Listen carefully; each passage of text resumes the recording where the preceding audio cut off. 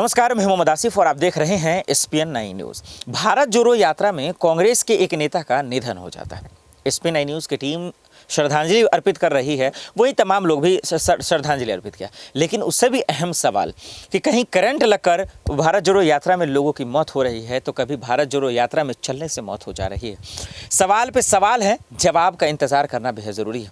इसलिए भारत जोड़ो यात्रा के कुछ ऐसे राहुल गांधी के बयान हैं जो हम आपको सुनाना चाहते हैं, बताना चाहते हैं कि वो मोदी सरकार पर हमला तो बोलते हैं, वो कहीं ना कहीं जो है मोदी सरकार के साथ साथ मोदी मीडिया पे भी हमला बोलते हैं, मोदी मीडिया पे भी हमला बोलते हैं। लेकिन भारत जोड़ो यात्रा में जो लोग इस वक्त परेशान हो रहे हैं, जो लोग विचलित हो रहे हैं, जिनकी मौत हो रही है, क्या उनको मुआवजा मिलेगा? क्या राहुल गांधी की पार्टी कुछ सोचेगी उसके बारे में? क्योंकि ये खबर हैरान करने वाली है। भारत जोड़ो यात्रा से ठीक है, आपकी छवि तो खराब हो रही है, लेकिन कांग्रेस पार्टी के कई कार्यकर्ताओं का निधन हुआ है। उसके लिए आपने क्या किया? एक खबर और आई थी कि करंट लगने से 1-2 कार्यकर्ताओं की मौत हो गई थी। उसके लिए क्या किया आपने? क्या कोई मुआवजा का ऐलान किया? क्या उसके लिए दिया आपने? ये जानना बहुत ज़रूरी है। देखिए, राहुल गांधी के उसके बाद वाले बयान को जरा सुनिए, समझिए, और उसकी चर्चा नहीं कर रहे हैं। फिर से गोदी मीडिया पे हमलावर हो रहे हैं। आखिर राहुल गांधी चाहते क्या हैं, खुद सोचिए।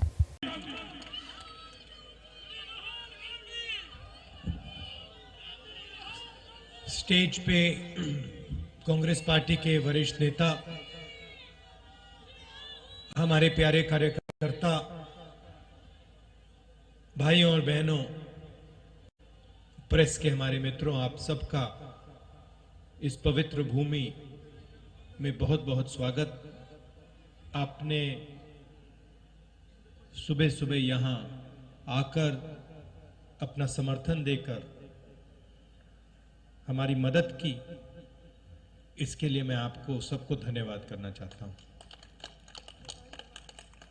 कुछ महीने पहले हमने ये यात्रा कन्याकुमारी में शुरू की और अब तकरीबन 3000 किलोमीटर ये यात्रा चल ली है। कश्मीर तक जाएगी, श्रीनगर में ये यात्रा खत्म होगी।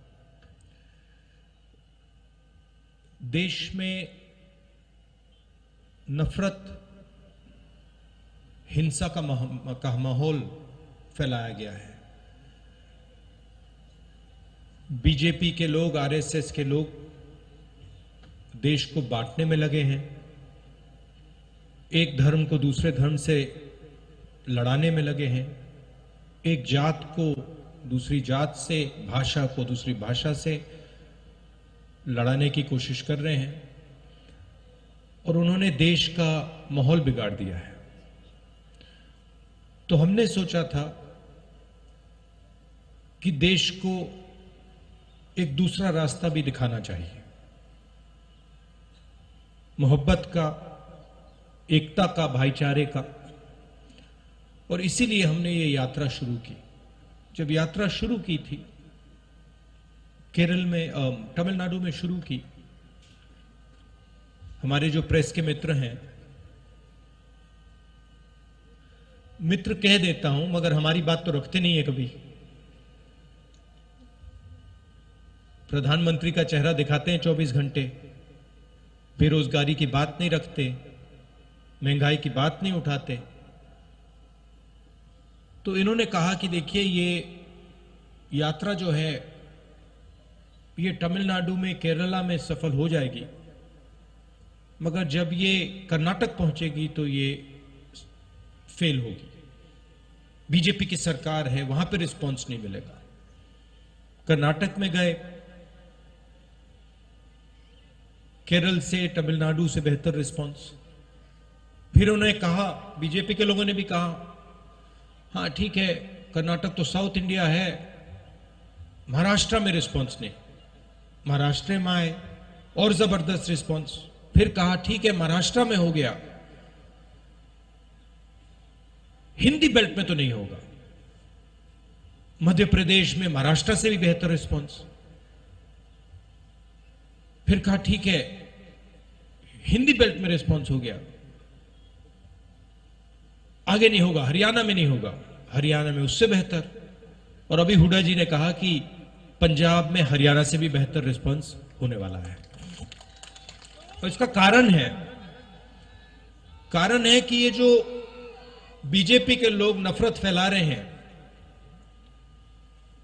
डर फैला रहे हैं, हिंसा फैला रहे हैं, ये इस देश का तरीका नहीं है, इस देश का इतिहास नहीं है, इस देश की हिस्ट्री नहीं है। ये देश भाईचारे का देश है, एकता का देश है, इज्जत का देश है, रिस्पेक्ट का देश है। और इसीलिए ये यात्रा सफल हो रही है। लोगों ने कहा कि देखिए, कांग्रेस पार्टी के नेता 3000 किलोमीटर चल रहे हैं, और जहां भी मैं जाता हूं मैं कहता हूं कि ये कोई बड़ी बात नहीं है। पंजाब का हर एक किसान हमसे ज्यादा चलता है। ठीक है, वो कन्याकुमारी से कश्मीर तक नहीं चलता है, मगर वो अपने खेत में रोज चलता है, मंडी तक पैदल जाता है, खाद खरीदने पैदल जाता है, बीज खरीदने पैदल जाता है। तो हमने कोई बड़ा काम नहीं किया है, ये पूरा हिंदुस्तान ये काम करता है, इन सड़कों पे चढ़ता है। सीखने को बहुत मिला। किसानों से बात हुई, छोटे दुकानदारों से बात हुई, मजदूरों से बात हुई, बेरोजगार युवाओं से बात हुई, माताएं बहनों से बात हुई। और जो आपका ज्ञान है उससे बहुत समझने को मिला।